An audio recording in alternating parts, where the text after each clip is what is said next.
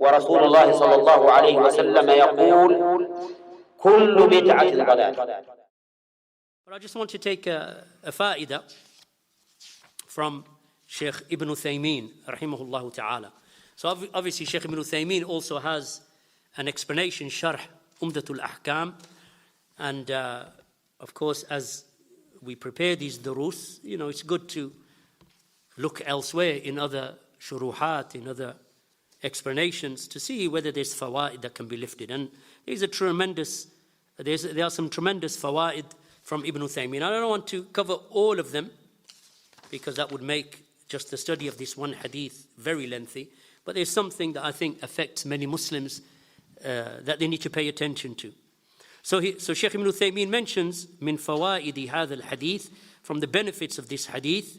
He mentions the first of them, that is that a person, it is not upon him and it is not for him to overburden himself with issues concerning his niyyah. That he's not to overburden himself. That he says constantly to himself whether he made the niyyah or he did not make the niyyah. Did I intend or did I not intend? Due to what he thinks, he understands from the saying of the Prophet ﷺ, إِنَّمَا الْأَعْمَالُ بِالنِّيَّاتِ, that indeed actions are but by intentions. So he's constantly questioning himself, did I intend or did I not intend? As for the one who doubts concerning his niyyah,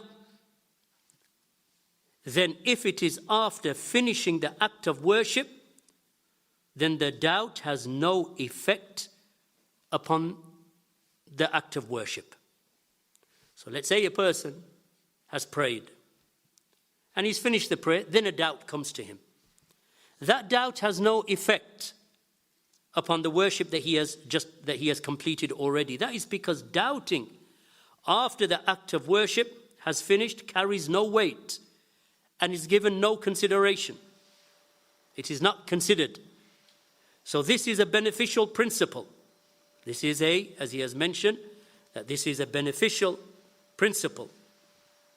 It can be used in numerous affairs of religion. For example, a man finishes performing wudu. So he's made wudu and he's finished. Washakka, and then he doubts. Did I wipe over my head or not? This he pays no attention to. He does not look back. He does not look towards it. Rather, he just goes and he prays. Why? Because the principle is that he's performed the act of worship, and wudu is an act of worship, and it is the key to the prayer. So now he's performed the act of worship, and then he doubts, did I wipe my head? Did I not wipe my head? Khalas, you've done the act of worship, go and pray. Second example that he brings, a person that he completes the tawaf, so he's finished the tawaf and he walks away. So he's made tawaf, let's say, and then he stands behind the maqam Ibrahim. Then he says to himself, did I make 7 circuits or 6 circuits? This person, this man does not pay attention to the doubt. Rather, he just prays 2 behind maqam Ibrahim. Why? Because the act of worship is finished. A third example, a person has finished the prayer and then he doubts. Did I recite Surah Al-Fatiha in the 3rd raka'ah or not? He does not go back and look at that. He does not pay any attention to that. He does not give it any consideration, because the qa'idah is, as we have mentioned, the principle here is that the shak or the doubt after بعد الفراغ لا يؤثر, that having doubts after the act of worship is finished has no effect upon the act of worship. As for the one who, as he has mentioned, أما إن يتيقن أنه لم يفعل, as for the one who is absolutely certain that he did not do, for example, Surah Al-Fatiha in the 3rd rak'ah, 100% sure. Or the one who has finished the wudu and he is 100% sure, I finished the wudu but I did not wipe my head. I didn't wipe it. He knows 100%. Then he returns and he does what he missed, or he repeats the act. As in wudu, for example. He goes back and makes wudu. Okay? So, that is something that needs to be brought to your attention. The second benefit that he brings, the doubt that enters during an act of worship. As for the doubt in one's intention during the act of worship, as in a person says, what am I doing? So he's in the act of worship and he says, what am I doing? Shaykh Ibn Uthaymīn makes the point then, that is not found in anyone as far as we know. That he's in the middle of an act of worship and he says, what am I doing? That's not found in any person as far as we know. It is doubtful that anyone does an act of worship except that he knew what he was about to do beforehand and he intended it. Just as the wording states, إِنَّمَا الْأَعْمَالُ بِالنِّيَّاتِ. The actions are but by intentions. So if a person is praying in the prayer, how can he be in ruku and he says, what am I doing here? What am I bending over here for? What am I bowing for? It is not possible. Every person who's in the prayer knows that I'm in the prayer because I'm praying. Right? So therefore, he said that is not, that is something that is not known. Right? Everyone knows I'm praying. I'm in the prayer because I'm praying. Right? I'm in ihram. What am I doing with these clothes on?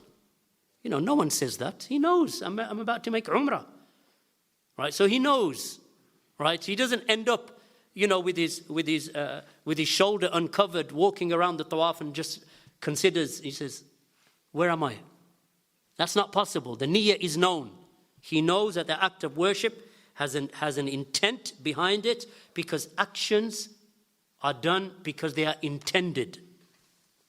Then he said, and it is not allowed for a person, وَلَا يَنْبَغِي لِلْإِنسان, meaning that it is not, it is not possible for a person, or it is not allowed for a person, that he falls into constant doubts.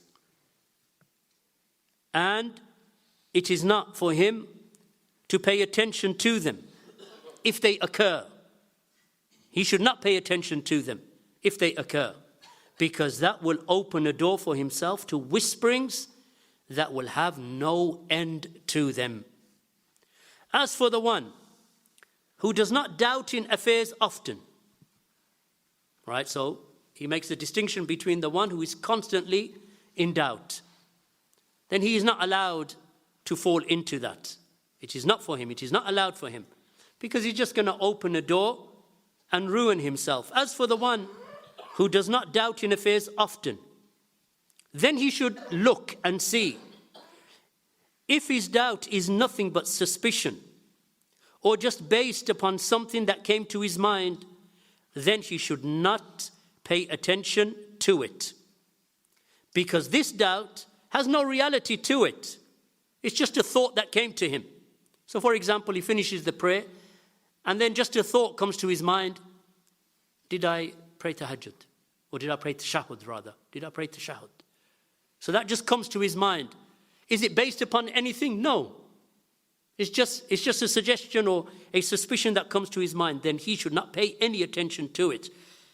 As for the one who has a genuine doubt that is real, then he should act upon what he knows for certain, as some scholars have said. Or he acts upon what is overwhelmingly likely to have happened, as other scholars have said.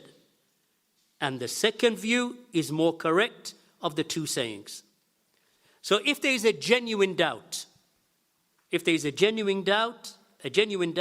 is real, it is based upon something, not just something has just occurred to your mind, but there is a reason why you're saying what you're saying. So there is a genuine doubt. For example, he's finished wudu and his left arm is dry. Right, so there's a doubt here. The right arm is wet, the right foot is wet, the face is wet, the left foot is wet, but the whole of this arm is dry. So he's finished and he says, there's a doubt here. And there's a genuine doubt that he can act upon. Right? Now, If, as some scholars have said, that he bases his action upon that which he is certain of, or that he is overwhelmingly, it is a genuine, overwhelming likelihood that there is a doubt here. Then in that situation, he goes back to the act and he performs it. So he mentions, for example, فَلَوْ أَنَّ رَجُلًا وَهُوَ يَطُوفُ شَكَّ. So a person, he made tawaf of the house of Allah and then he doubts whilst he's making tawaf. وَهُوَ يَطُوف, meaning that he is performing the tawaf. He asks himself, is this the 5th or the 6th round? So we say, if he is a person who has constant doubts, then he does not look at this affair. Rather, what does he do? This is a person who is constantly falling into doubts. Right? This is like the person who has whisperings. So upon him is that he does what? The first thought that came to his mind. So for example, he's in doubt whether I made the 5th or the 6th. So when he finished the round, he says, it's the 6th. Then he says, actually, it could be the 5th. Which one does he go to? 6th. Why? Because this is a person who gets constant whisperings and constantly doubts. So he goes to the first thing that he thought. Otherwise, he'll keep repeating himself. He'll keep doing it up until he's there all day making tawaf because the whisperings. However, if he is one who is not prone to falling into doubts, then he thinks, is this a real doubt or just suspicion that occurred to him? So if it was suspicion, he pays no mind to it because that is waswas. That is just whisperings from Shayṭān. And it has no bearing in Islamic law. In the Sharia, it has no bearing. And it is not given any consideration. But if it is a real doubt, then he builds his worship upon certainty, as some scholars say, or on what is overwhelmingly likely, or most likely, overwhelmingly likely, as other scholars have said. So, how does he build upon certainty, this person? So this, remember, is not the one who gets waswas. He's not the one who is constantly getting doubts. This is the one who actually doesn't doubt in things, generally speaking. But here he has a genuine doubt. So he can't figure out which of the two it is. So he builds upon that which he is certain upon, as some scholars have said. And as others have said, upon that which is overwhelmingly likely. So let's say he takes the position, I'm going to base my next action upon that which I'm certain upon. So, for example, if he doubts whether he has performed 6 or 7 circuits of the house, then what he does is, to build upon certainty, he makes his tawaf as having completed 6 circuits. And therefore he begins on the 7th. Why? Because his doubt is what? Have I completed 6 or 7? So which is the one that he doubts over? 7. Right, because he's certain about the 6. So now he considers his act to have been completion of 6. So now he begins the 7th. And that removes the doubt. And remember, this is the one who does not constantly fall into whisperings and doubts. Right. Therefore, Ibn Uthaymīn mentions, build upon that which is certain, and that is 6. So this is the madhab of the Hanabila. And this is what the Hanbali madhab is upon with us. This is what Ibn Uthaymīn said. Then he said, how does a person build upon that which is referred to as ala ghalibati dhann? So how does he build upon, that which is overwhelmingly likely that he did? So if he takes that position, and this is the position of Ibn Uthaymīn, so he's not upon the madhab of the Hanabila in this issue. He said, if that person that he has overwhelmingly likely to him that he has performed 6 tawafs, then he considers 6 to have been completed. If he is overwhelming, it is overwhelming in his mind that he has performed 7 tawafs, then he considers his tawafs to be 7. So he said, this saying of the scholars is more correct. The saying of غَلَبَةُ الظَّنِّ, that which is overwhelmingly likely, is the more correct saying of the scholars, that this is what people should act upon. And this is, as he has mentioned, huwa ikhtiyaru Shaykh al-Islam Ibn Uthaymīn. And that is the position of Shaykh al-Islam Ibn Uthaymīn, rahimahullah ta'ala, as in Al-Fatawa Al-Kubra of Ibn Uthaymīn, volume 5, page 241. And this position of Ibn Uthaymīn finishes, and we'll finish upon this inshallah, is supported by the hadith of Abdullah ibn Mas'ud, that Allah's Messenger sallallahu alayhi wasallam said, إِذَا شَكَّ أَحَدُكُمْ فِي صَلَاتِهِ, that if one of you is in doubt concerning his prayer, then he should strive and aim to see what was correct, and then complete his prayer based upon that. So Shaykh Ibn Uthaymīn mentions, فَلْيَتَحَرَّ الصَّوَابِ, meaning that he aims and he strives to that which is correct, that this is indicative and this proves that the person, that if it is possible for him to decide and to come to a conclusion, then he strives to come to the conclusion that is more correct, and then he builds his worship upon that. And that is more correct, to be fair, the position of Shaykh al-Islam Ibn Uthaymīn, and because of this hadith of Allah's Messenger sallallahu alayhi wasallam that is reported by Abu Dawood in Kitab al-Salah, hadith number 1020, and authentic. Shaykh al-Albani declared this hadith to be sahih, that this is what is more correct, that a person strives to do that which is more correct. Now you can see, my brothers and sisters, how Allah subhanahu wa ta'ala has given the people a makhraj from whisperings of Shayṭān. How many people make wudu and then they go back and make wudu again? What they're supposed to do? You made wudu, go away and go and pray. Khalas. Obey Allah and His Messenger, don't obey the Shayṭān. Because it is Shayṭān, it is the whisperings, where do they come from? They come from Shayṭān, right? Shayṭān is whispering. So Shayṭān is telling them, you haven't made wudu, go back and make wudu. So he goes back and makes wudu. And you find men and women, and women are more prone than men, wallahu musta'an. But you do hear brothers, amongst our brothers who fall into this. So they'll make wudu, then they'll go away, and then they'll say, I don't know whether I finished my elbow, the elbow, I don't know if it's, because I can't tell anymore. Let me go back and make wudu. So then he goes back, and then he comes back and he says, actually, I don't know if I washed between my fingers. Let me go back and make wudu. And I know of people who will spend hour, 2 hours, 3 hours in the bathroom. Exactly where Shayṭān wants you to be anyway. Right? So then he misses the prayer altogether, and then he comes out, and then he prays, and then he does the same in the prayer. I don't know whether I recited Fatiha in the second raka'ah. I know I did it in the first, I know I did it but I don't know about the second. So, just like Ibn Uthaymīn said about the person who is constantly falling into doubts and constantly prone to these waswas, what does he do?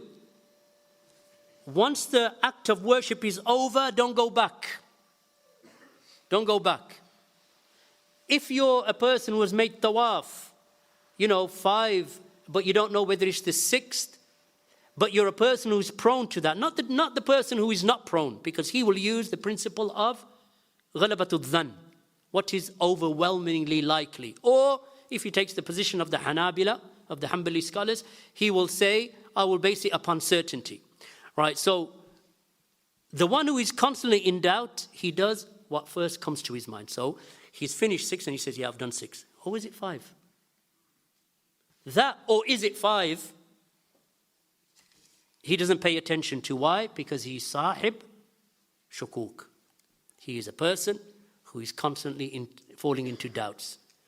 And he is a person who is constantly being affected by Shayṭān through whispering. So he now weakens the effect of Shayṭān upon him. He weakens him. He weakens the Shayṭān by obedience to Allah and His Messenger. That's how you weaken Shayṭān.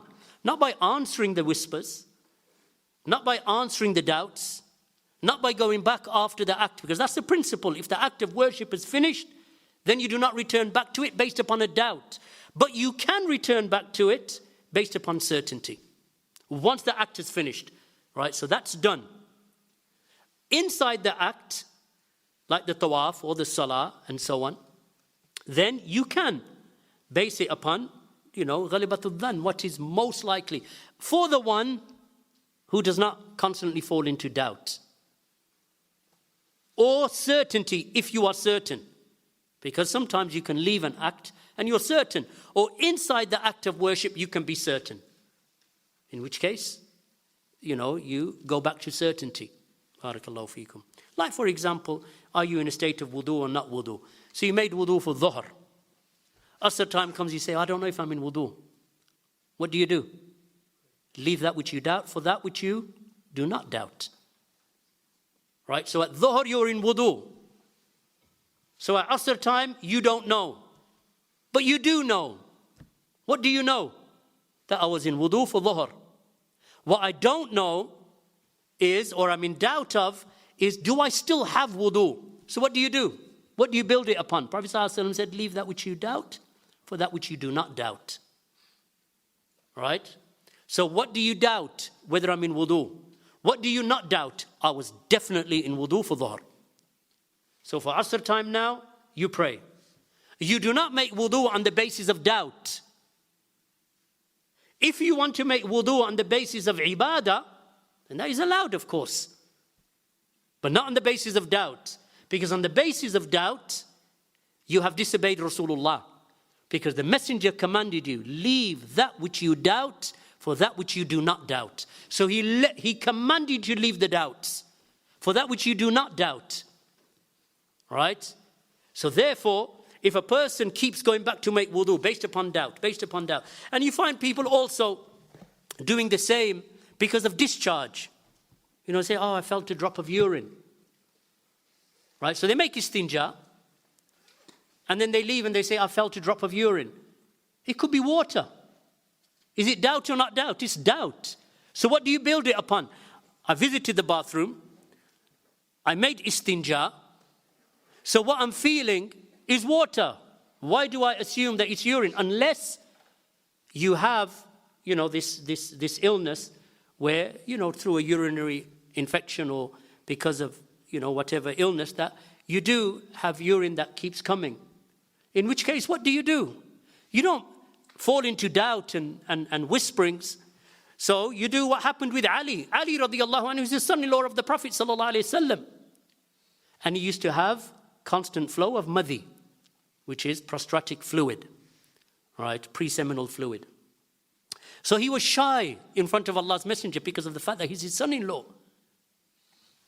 But when the Prophet ﷺ was asked by somebody else, he said that he should wash himself, meaning wash his private part, and then he should make wudu, apply a cotton, as some of the scholars have mentioned, and as occurs in a hadith of the woman who has istihada, that you apply a pad of some sort, or a cotton pad of some sort, or a sanitary towel, or whatever incontinence pad, and then you make wudu and you pray. Whatever happens between the time that you finish wudu or the time that you in fact started wudu up until you give the salam at the end of the prayer, anything that happens in between is excused. Why? Because the affair is not in your hands. لا يكلف الله نفسا إلا وسعها. Allah does not burden a soul more than it can bear. So if you feel discharge, whether it be madhi or money or a discharge of a woman, that the women feel sometimes when they're praying, and this is something constant for them and they cannot combat it. It happens every few minutes because it is an illness, not doubt. But even if it was doubt, you would still ignore it. You make wudu for the prayer and you go and pray. Let's say you're combining the prayers because you're on a journey. Then what do? Do you make wudu for the 2 rak'ahs of dhuhr and pray the dhuhr and then give salam and then go make wudu again and pray 2 for asr? No. You make one wudu, then you pray 2 for dhuhr, 2 for asr. Look how Allah subhanahu wa ta'ala has made things easy for you. You're allowing Shayṭān, obedience to Shayṭān and listening to the whisperings of Shayṭān. This is your entrapment. This is how you're trapped. So how do you get out of it? Follow the sunnah. Likewise, if you're praying Salatul Taraweeh, you're going to the masjid, so you make wudu for Isha in Ramadan, and you have, like for example, a man may have constant flow of prostatic fluid, madhi, or he has, incontinence or something, right? So he has maybe, urine discharge, or even for a woman. So one wudu would carry him through Isha, and straight after Isha, of course, the Taraweeh prayer is prayed right up until the end of Isha. Look how Allah has made it easy. Why do you allow Shayṭān to deceive you?